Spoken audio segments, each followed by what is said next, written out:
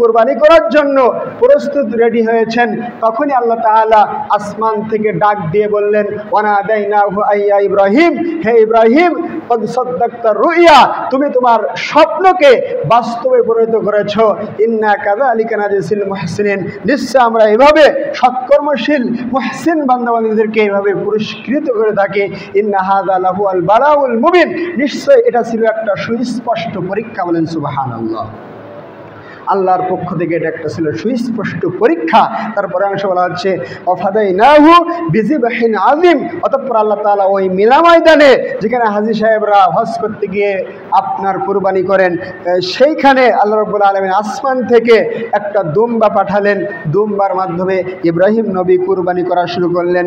সেখান থেকে আমাদের উম্মতে মুহাম্মাদি শেষ জামানার মানুষ আমরা যে কুরবানিটা করি, এই কুরবানিটা সেখান থেকে শুরু হয়। সেখান থেকে এই কুরবানির ইতিহাস শুরু হয়।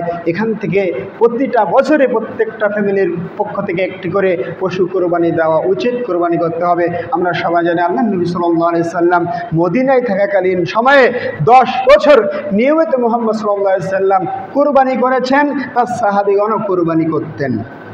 সম্মানিত ভাইরা আমার, আমরা যদি মানব সভ্যতার ইতিহাসের প্রথম দিকে লক্ষ্য করি, আমরা যদি এই দুনিয়া সৃষ্টির প্রথম দিকে মানব সভ্যতার মানব ইতিহাসের প্রথম দিকে লক্ষ্য করি, তাহলে আমরা বুঝতে পারবো, আমরা জানতে পারবো যে হযরতে আদম আলাইহিস সালাতু ওয়াস সালামের দুই পুত্র হাবিল ও কাবিলের মাধ্যমেই এই দুনিয়াতে সর্বপ্রথম কুরবানির প্রথা চালু হয়েছিল। এ বিষয়ে আমার আল্লাহ তাআলা বললেন সূরা মাইদা।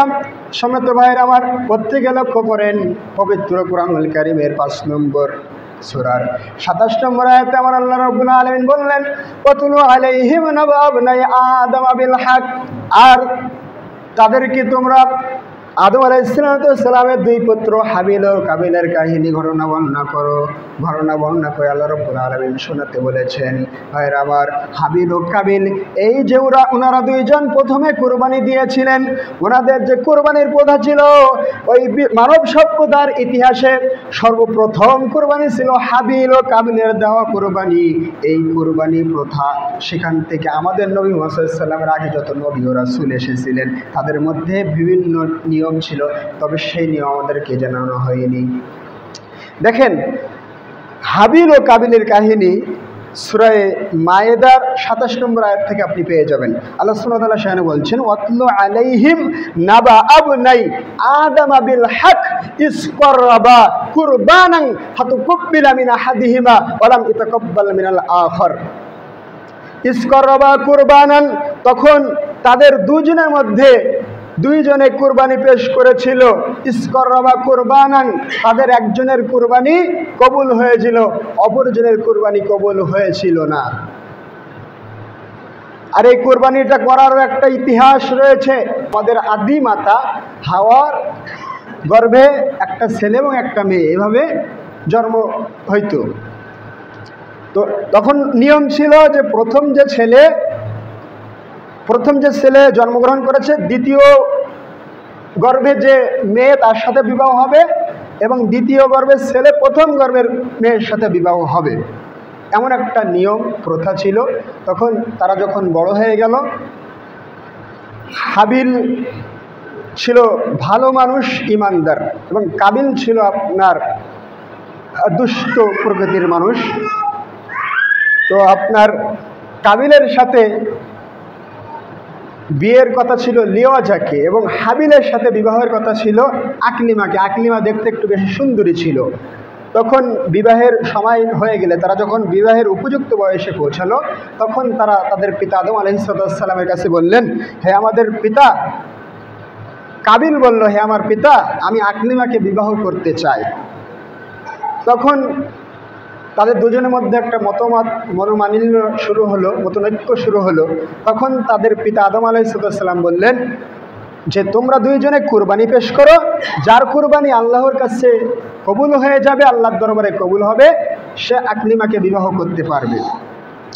তখন আপনার হাবিল আপনার মাটি ঘাটে গবাদি পশু পালন করতেন, এবং কাবিল আপনার ক্ষেত কামারে চাষবাস করতেন, চাষাবাদ করতেন। তো হাবিল আপনার কিছু একটা দুম্বা কোরবানি করলেন, পশু কোরবানি করলেন, এবং আপনার কাবিল কিছু ওই চাষবাসের যে আপনার ফসল, শস্য কিছু ফসল আল্লাহর নামে কোরবানি করলো। তখন সে সময় একটা আপনার নিয়ম ছিল, যার কোরবানি কবুল হবে আকাশ থেকে, আসমান থেকে এক খণ্ড আগুন এসে তার কোরবানিটাকে নিয়ে চলে যাবে, আগুন জ্বালিয়ে নিয়ে চলে যাবে। তখন বোঝা যাইতো যে কার কোরবানি কবুল হবে আর কার কোরবানি কবুল হবে না। অবশ্যই আমাদের সময় আসলে আমরা বিষয়টা বুঝতে পারতাম। যাই হোক, সেই সময় এই নিয়ম ছিল। তখন দেখা গেল তৎকালীন সময়ে হাবিলের কোরবানিটা আকাশ থেকে আগুন এসে নিয়ে চলে গেল, অর্থাৎ তার কোরবানি কবুল হলো, কাবিলের কোরবানি কবুল হলো না। এই যে একটা অপমান, এই অপমানের কারণে আপনার কাবিল আপনার রাগের বর্ষে সে বলল যে আমি তোমাকে হত্যা করব। ক্বালা লা আকতুলান্নাক, কোরআনের ভাষায় এসেছে, ক্বালা লা আকতুলান্নাক, আমি তোমাকে মেরে ফেলবো, হত্যা করবো। ক্বালা ইন্নামা ইয়াতাকাব্বালুল্লাহু মিনাল মুত্তাকিন। অপরজন হাবিল বলল, হে আমার প্রিয় ভাই, যে আল্লাহ রাব্বুল আলামিন যারা মুত্তাকি পরহেজগার বান্দাবান্দি তাদের পক্ষ থেকে কোরবানি কবুল করেন, বলেন সুবহানাল্লাহ। তাহলে স্পষ্ট প্রমাণ পাওয়া যাচ্ছে বর্তমান সময়ে, শেষ জামানায়ও যারা মুত্তাকি বান্দাবান্দি, যারা পরহেজগার, যারা খাঁটি আহলুল হাদিস ব্যক্তি, যারা কোরআন এবং সহিহ হাদিস মতে চলে, যারা ইমানদার, পরহেজগার, যারা সুদ ঘুষ খায় না, যারা আপনার চাঁদাবাজি করে না, যারা জুলুম অত্যাচার করে না, যারা আপনার অন্যায় করে না, যারা জিনা ব্যভিচার করে না, যারা প্রকৃত বাক্যে মুমিন বান্দাবান্দি পরহেজগার, তাদের কোরবানি হয়তো আল্লাহর পক্ষ থেকে কবুল হতে পারে। তাছাড়া যারা জীবনেও নামাজ পড়ে না, বেনামাজি, সালাত আদায় করে না, ভালো আমল করে না, আমলে সালেহ করে না, তাদের কোরবানি কিভাবে কবুল হতে পারে বলেন? সূরা কাউসারের 2 নম্বর আয়াতে আমার আল্লাহ বললেন, ফাসাল্লি লিরাব্বিকা ওয়ানহার। হে নবী মুহাম্মদ সাল্লাল্লাহু আলাইহি সাল্লাম, আপনি আগে সালাত আদায় করুন, অতঃপর আপনি আপনার রবের উদ্দেশ্যে প্রতিপালকের উদ্দেশ্যে আগে সালাত আদায় করুন, তারপরে কুরবানি করুন। আপনাকে প্রত্যেকটি মুসল্লিকে আমি উদাত্ত আহ্বান করে বলতে চাই, প্রত্যেক খেয়াল করেন, আপনাকে আগে সালাত আদায় করেই হতে হবে, তারপরে কুরবানিওয়ালা হতে হবে। আপনাকে আগে মুসল্লি হতে হবে, তারপরে কুরবানি আদায়কারী হতে হবে। প্রত্যেকটি মুসল্লিকে আগে 5 ওয়াক্ত নামাজ আদায়কারী হতে হবে, তারপরেই কুরবানির জন্য নিয়ত করতে হবে। অবশ্যই কুরবানি একটা মহা ইবাদত, বিশাল একটি নেকির কাজ, সওয়াবের কাজ, একটা ইবাদত। অবশ্যই এই ইবাদত বন্দেগী করবেন প্রত্যেক পরিবারের পক্ষ থেকে। সাহাবায়ে কেরামের মধ্যে, সাহাবায়ে কেরামের জমানায়, আল্লাহ নবী সাল্লাল্লাহু আলাইহি সাল্লামের শেষ জামানায়, সাহাবায়ে কেরামের সময়ে প্রত্যেকটা পরিবারের পক্ষ থেকে একটি করে বকরি কুরবানি দেওয়ার রেওয়াজ চালু ছিল। একদা সাহাবী আবু আইয়ুব আনসারী রাদিয়াল্লাহু আনহু, তিনি তিনার নিজ পরিবারের পক্ষ থেকে, তিনি তিনার নিজের ও নিজ পরিবারের পক্ষ থেকে একটি বকরি আপনার কুরবানি দেন। তিনি নিজে এগুলো খাওয়া দাওয়া করেন এবং অন্যদের মধ্যে এটা আপনার বন্টন করে দেন, খাওয়ার জন্য ব্যবস্থা করেন। এজন্য ভাইরা আমার, প্রত্যেকটা বছর প্রত্যেকটা ফ্যামিলি পরিবারের ওপরে একটি করে পশু কোরবানি করাই উত্তম, এটাই যথেষ্ট।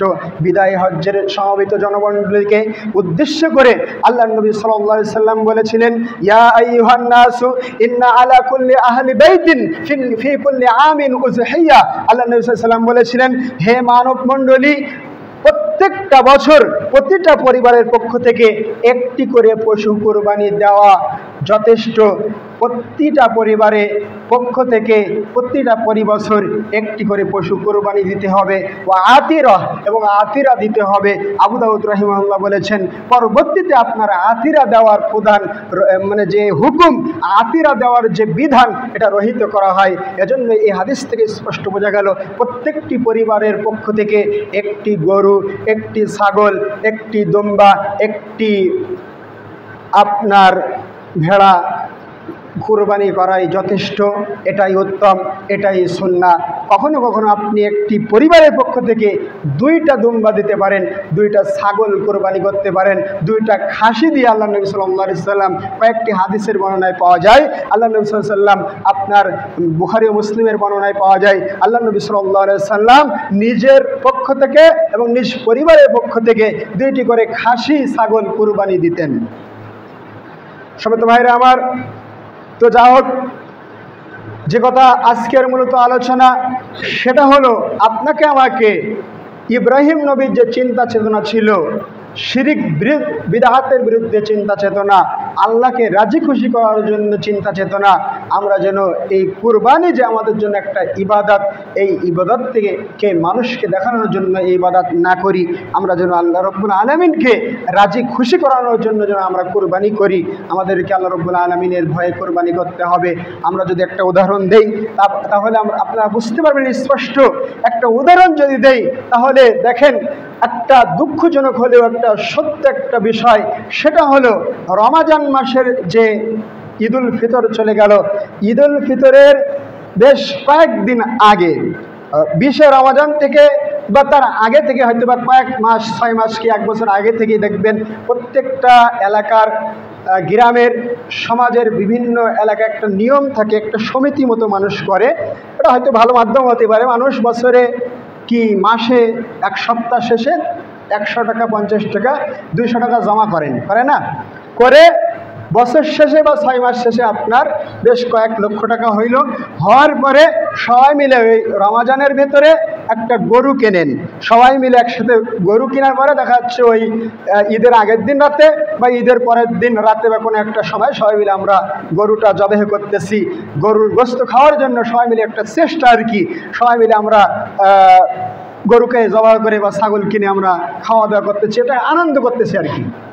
সেটা আপনার আনন্দ হতে পারে, সাধারণ আপনার ফ্যামিলির মুখে যেটা আপনি খাদ্য খাবার তুলে দিচ্ছেন, তার জন্য আপনি ইবাদতের নেকি সওয়াব পাবেন ইনশাআল্লাহ।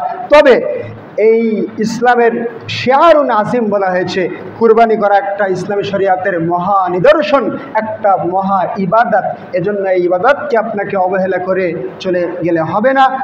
আমি যেমন ওই ঈদুল ফিতরের সময় আমরা বেশ কুরবানি, অনেক সময় দেখা যায় যে অনেকে নিজের পক্ষ থেকেও একটা গরু দিয়ে, যে আমার আত্মীয় স্বজন আসবে, খাওয়া দাওয়া করবে, ছাগল জবাই করি, অন্যান্য পশু জবাই করি, যে আমরা খাওয়া দাওয়া করি আনন্দ করে।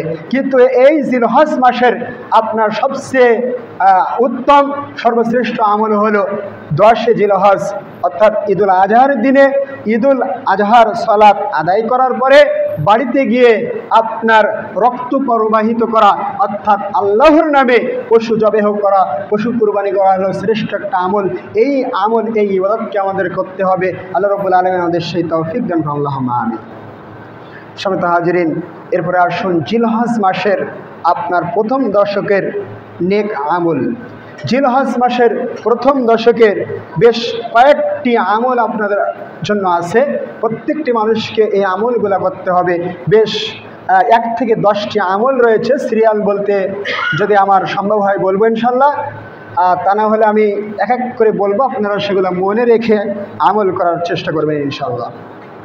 সম্মানিত ভাইরা আমার, জিলহজ মাসের অনেকগুলো আমল। তার প্রথম নম্বর আমল হলো জিলহজ মাসের চাঁদ ওঠার আগেই আপনারা যারা কুরবানি করবেন অথবা যারা কুরবানি করবেন না, সকলেই জিলহজ মাসের চাঁদ ওঠার আগেই চুল, নখ বা শরীরের অন্যান্য লোমগুলো কেটে ফেলতে হবে। আজকের আমরা 7 জুন 2024 ইংরেজি তারিখে এসে পৌঁছেছি এবং আরবি মাসের জিলকত মাসে আসছে 29শে জিলকত। অর্থাৎ আরবি মাস আপনার মাগরিবের পরে, সন্ধ্যার পরে পরিবর্তন হয়। এজন্য খুব অল্প সময় রয়েছে। যাদের চুল বা অন্যান্য পশম, লোমগুলা, হাতের নখ, পায়ের নখগুলা আপনারা যারা এখনো কর্তন করেননি, কাটেননি, আজকের জোহরের এই জুম্মার পরেই কেটে নেবেন, বিকালের মধ্যে কেটে নেবেন ইনশাল্লাহ। কেননা বাদ মাগরিব ইনশাল্লাহ জিলহজ মাসের চাঁদ উঠতে পারে। এজন্য আজকে সন্ধ্যার আগেই আপনাদেরকে চুল, নখ, হাতের নখ, পায়ের নখগুলো কেটে ফেলতে হবে। উম্মে সালামা রাদিয়াল্লাহু আনহা থেকে বর্ণিত হাদিস এসেছে, আল্লাহ নবী সাল্লাল্লাহু আলাইহি সাল্লাম বলেছেন যে ব্যক্তি কুরবানি দেওয়ার সামর্থ্য রাখে সে যেন জিলহজ মাসের, আল্লাহ নবী সাল্লাল্লাহু আলাইহি সাল্লাম বললেন, যে ব্যক্তি কুরবানি দেওয়ার সামর্থ্য রাখে সে যেন জিলহজ মাসের চাঁদ ওঠার পর হতে নিজ নিজ হাতের নখ, মাথার চুল এগুলো কর্তন করা হতে বিরত থাকে। তার মানে জিলহজ মাসের চাঁদ উঠে গেলে আর কাটা যাবে না, তার আগে কেটে ফেলতে হবে। এরপরে বলা হচ্ছে কুরবানি দিতে অক্ষম ব্যক্তিগণ যদি কুরবানি দেওয়ার খালেস নিয়েটে জিলহজ মাসের চাঁদ ওঠার আগেই এগুলা কেটে ফেলে তাহলে সে একটি পূর্ণাঙ্গ কুরবানি দেওয়ার নেকি সওয়াব পেতে পারে ইনশাআল্লাহ। এজন্য আসুন ভাইরা আমার দ্বিতীয় নম্বর আমল হলো জিলহজ মাসের প্রথম 10 দিনের দ্বিতীয় আমল হলো আপনার বেশি বেশি নফল সিয়াম পালনে অভ্যস্ত হতে হবে। হাদিসের মধ্যে এসেছে আল্লাহ নবী সাল্লাল্লাহু আলাইহি সাল্লাম আপনার প্রথম থেকে জিলহজ মাসের প্রথম থেকে নবম জিলহজ পর্যন্ত অর্থাৎ প্রথম থেকে 9 দিন পর্যন্ত একাধারে নফল সিয়াম পালন করতেন। এই সিয়াম পালনের জন্য আমাদেরকে নিয়ত করতে হবে। আল্লাহ রাব্বুল আলামিন আমাদের সেই তৌফিক দিন, বলেন আল্লাহুম্মা আমিন। আরো জোরে বলেন আল্লাহুম্মা আমিন। প্রত্যেকে নড়ে চড়ে বসেন, আলোচনা ইনশাল্লাহ সামনে যদি সময় পাই, যতটুকু সময় আছে ইনশাল্লাহ আমি আলোচনা সুন্দর উপহার দেওয়ার চেষ্টা করব। সমত ভাইরা আমার, এরপরে দ্বিতীয় আমাদের আমল হলো নফল সিয়াম আপনি পালন করবেন। যদি 1 থেকে 9 পর্যন্ত অবশ্যই সিয়াম পালন করার চেষ্টা করবেন, কেননা আল্লাহ নবী সাল্লাল্লাহু আলাইহি ওয়াসাল্লাম হাদিস এসেছে বিষয়ে। সাহাবী আব্দুল্লাহ ইবনে আব্বাস রাদিয়াল্লাহু আনহু বললেন, আল্লাহ নবী সাল্লাল্লাহু আলাইহি ওয়াসাল্লাম বলেছেন যে জিলহজ মাসের প্রথম দশকের নেক আমলের চেয়ে প্রিয়তর কোনো আমল আল্লাহর কাছে নাই। সাহাবায়ে কেরাম বললেন, ইয়া রাসূলুল্লাহ, ইয়া হাবিবাল্লাহ, আল্লাহর কাছে জিহাদও নয়? তখন তিনি বললেন, আল্লাহর পথে জিহাদও কি নয়? তখন তিনি বললেন, আল্লাহর রাস্তায় জিহাদও নয়। অর্থাৎ যে ব্যক্তি আপনার বাড়ি থেকে বের হয়েছে জিহাদ করার জন্য আর সে ফিরে আসতে পারে নাই, মানে শাহাদাত বরণ করেছে, এটা একটা জিহাদ করা একটা অনেক বড় ইবাদত, ফজিলতপূর্ণ আমল। তার চাইতে জিহাদ করলে যত বেশি নেকি হয়, জিহাদ করলে যত বেশি নেকি সওয়াব পাওয়া যায়, তার চাইতে বেশি, অনেক বেশি সওয়াব নেকি পাওয়া যায় জিলহজ মাসের প্রথম থেকে এই ঈদের আগ পর্যন্ত এই প্রথম দশকে। বলেন সুবহানাল্লাহ। ওয়াল ফজরি ওয়া লায়ালিন আশর। আল্লাহ রাব্বুল আলামিন এখানে এই 10 রাত বা 10টা দিনের কথা বলেছেন যে আপনার, আমরা সবাই জানি রমাজান মাসের শেষ দশকের বেজর রাত্রি সহ রমাজান মাসের 21 থেকে শেষ রাত্রি পর্যন্ত আপনার রমাজান মাসের শেষ দশক হলো অনেক গুরুত্বপূর্ণ রাত, ওইগুলো হলো রাতের ফজিলাত। আর এই জিলহজ মাসের দিন এবং রাতের সর্ব টাইমে আপনি আমি বেশি বেশি আমলে সালেহ করতে হবে। এই 10 দিনের মধ্যে আপনাকে আমাকে বেশি বেশি ইবাদত বন্দি করতে হবে, নফল সিয়াম সহ আরাফার সিয়াম পালন করতে হবে। বিশেষ করে যদি আপনি 1 থেকে 9টা সিয়াম পালন না করতে পারেন, তাহলে এই 9 জিলহজের দিনে এই সিয়াম আপনি ছাড়বেন না। এরও ফজিলত রয়েছে, একটু পরে বলছি। আপনাকে প্রথম থেকে এই 10ম দিনে আপনাকে বেশি বেশি দান সাদকা করতে হবে। জিলহজ মাসের প্রথম দশকে বেশি বেশি তৃতীয় নম্বর আমলের ব্যাপারে আপনাদের আমি বলতে চাই, বেশি বেশি এর মধ্যে একটু দান সাদকা করার অভ্যস্ত হতে হবে। মসজিদে হতে পারে, অন্য সময় হতে পারে। আর আপনার ইবাদত বন্দিগিতে অর্থাৎ সালাতের প্রতি আপনাকে যত্নবান হতে হবে। এর ভিতরে ফরজ সালাত অবশ্যই আদায় করেন, সুন্নাত সালাত আদায় করেন। এর ভিতরে প্রথম দশকে জিলহজ মাসের প্রথম 10টা দিনে আপনি প্রতিবেশীর সাথে সুন্দর ব্যবহার করেন এবং শেষের দিকে যে 10ম আপনার 9 জিলহজের যে আমলটা, এটা হলো আরাফার সিয়ামের আমল। এ বিষয়ে সাহাবী কাতাদা রাদিয়াল্লাহু আনহু বললেন, আল্লাহ নবী সাল্লাল্লাহু আলাইহি ওয়াসাল্লাম বলেছেন, সিয়ামু ইয়াউমি আরাফা আহতাসিবু আলাল্লাহি আন ইয়াগফিরা সানাতাল্লাতী ক্বাবলাহু ওয়া সানাতাল্লাতী বা'দাহু। আল্লাহ নবী সাল্লাল্লাহু আলাইহি ওয়াসাল্লাম বলছেন, আরাফা সিয়ামের ব্যাপারে আমি আশা করি যে তা আল্লাহর নিকটে বিগত 1 বছর আগের এবং 1 বছর পরের গুনাহ ক্ষমা হয়ে যায়। বলেন সুবহানাল্লাহ। হাদিসটা আমি আবারও বলি, আল্লাহ নবী সাল্লাল্লাহু আলাইহি ওয়াসাল্লাম বললেন, সিয়ামু ইয়াউমি আরাফা আহতাসিবু আলাল্লাহি আন ইয়াগফিরা সানাতাল্লাতী ক্বাবলাহু ওয়া সানাতাল্লাতী বা'দাহু।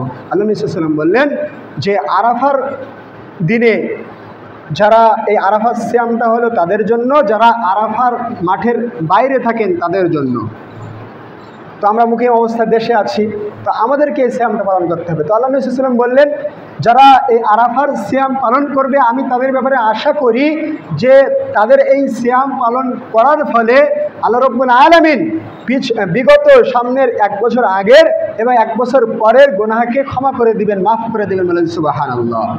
সুবহানাল্লাহ জোর পেলাম না। আল্লাহ নবী সাল্লাল্লাহু আলাইহি ওয়াসাল্লাম বললেন, যদি কোনো বান্দাবান্দি আল্লাহর দেওয়া এই জবান দিয়ে একবার সুবহানাল্লাহ বলে, একবার আলহামদুলিল্লাহ বলে, আল্লাহু আকবার বলে, তাহলে বিশাল আসমান, তার নিচে যত ফাঁকা জায়গা রয়েছে, জমিনের উপরে যত ফাঁকা জায়গা রয়েছে, সমস্ত ফাঁকা জায়গায় সওয়াব দিয়ে, নেকি দিয়ে আল্লাহ রাব্বুল আলামিন ভরে দেন, পরিপূর্ণ করে দেন। আবার জোরে বলেন সুবহানাল্লাহ। তাহলে কত ফজিলত, কত গুরুত্ব আল্লাহর একবার তাসবিহ পাঠ করার। আপনি আমি প্রত্যেকটা মানুষ মুমিন বান্দাবান্দি, আমরা যতগুলো আমলে সালেহ করব, সমস্ত আমলে সালেহের জন্য আপনি আমি অবশ্যই অনেক অনেক প্রচুর নেকি পাবো। ইবাদত বন্দিগি বলতে অনেক প্রকারের ইবাদত রয়েছে। তাসবিহ তাহলিল পাঠ করা একটা ইবাদত, মানুষের সাথে হাসি মুখে কথা বলা ইবাদত, মানুষের সাথে ভালো আচরণ করা ইবাদত, মানুষের ভালো কাজের উপকার করা ইবাদত। প্রত্যেকটা মানুষের পরিবারে হালাল রুজি তুলে দেওয়ার জন্য আপনারা সকাল থেকে শুরু করে বিকাল 5টা পর্যন্ত অথবা সন্ধ্যা পর্যন্ত যে কাজ কাম করেন, পরিশ্রম করেন, ফ্যামিলি আপনার প্রিয়তমা স্ত্রীর মুখে, আপনার ছেলে মেয়ের মুখে, আপনার পিতার মুখে, আপনার আম্মুর মুখে হালাল রুজি তুলে দেওয়ার জন্য সারাদিন যে পরিশ্রম করেন। দেখা যাচ্ছে এখানে অনেক ভাইরা আছেন, অনেক পরিশ্রমী মানুষ, বিভিন্ন মানুষ আছেন, বিভিন্ন পেশাজীবী মানুষ, কেউ আপনার গাড়ি ঘোড়া চালান ড্রাইভার মানুষ, কেউ আছেন শিক্ষক মানুষ, কেউ আছেন শ্রমজীবী মানুষ, কেউ আছেন কৃষক মানুষ, বিভিন্ন মানুষ বিভিন্ন পেশায় নিয়োজিত আছি। আমি একজন ইমাম মানুষ, আপনারাও এখানে ইমাম আছেন, খতিব আছেন, আপনারা কেউ শিক্ষক আছেন, হেফজখানাতে পড়ান বা অন্য জায়গায় শিক্ষকতা করেন। প্রত্যেকটা মানুষের এই যে সকাল থেকে শুরু করে সন্ধ্যার আগ পর্যন্ত এই যে কাজকাম করছেন, এগুলো সবই ইবাদতের অন্তর্ভুক্ত, সব নেকির কাজ। বলেন সুবহানাল্লাহ। তাহলে আমরা এই প্রথম থেকে এই 10টা দিন বেশি করে আমরা কাজকাম করবো তো ইনশাল্লাহ। জোরে বলেন ইনশাল্লাহ। আপনার আদরের ছেলে আছে, মেয়ে আছে, তাদের ঈদের সময় একটা নতুন জামা কাপড় কিনে দিবেন, তার মুখে হাসি আসবে, সে আনন্দ পাইবে। আপনার প্রিয়তমা স্ত্রীকে একটা কিছু উপহার দিবেন, তাকে একটা নতুন বোরখা কিনে দিলেন, তার নতুন জামা কাপড় কিনে দিলেন, তার শাড়ি কিনে দিলেন। আপনার পরিবারের সুখের শান্তির একটা পরিবার হবে, একটা সুখী পরিবার, শান্তির পরিবার হবে ইনশাল্লাহ। এজন্য প্রত্যেকটা মানুষকে আমাদের শ্রমজীবী হতে হবে, আমাদের পরিশ্রমী হতে হবে। একটা কথা আছে, প্রবাদে আছে যে যদি সফলতা পেতে চাও তাহলে এই যুবক বয়সে বেশি বেশি পরিশ্রম করো। এজন্য যুবক ভাইদের বলতে চাই, যুবক ভাই আপনাকে অযথা সময় হেলাই খেলায় কাটানো যাবে না। আপনাকে ইসলামের পথে সময় দিতে হবে, দাওয়াতি কাজে সময় দিতে হবে। বাংলাদেশ আধুনিক যুব সংঘের ছায়াতলে এসে আপনার অত্র শাখায় যখন মিটিং হবে, তালিমি বৈঠক হবে, এই মিটিংগুলোতে তালিমি বৈঠকে আপনাকে হাজির হতে হবে, সময় দিতে হবে। আল্লাহ রাব্বুল আলামিন আমাদের সেই তৌফিক দান করুন। আল্লাহুম্মা আমিন। ওয়া লিহাযা আস্তাগফিরুল্লাহ লি ওয়া লাকুম ওয়া লিসাইরিল মুসলিমিন।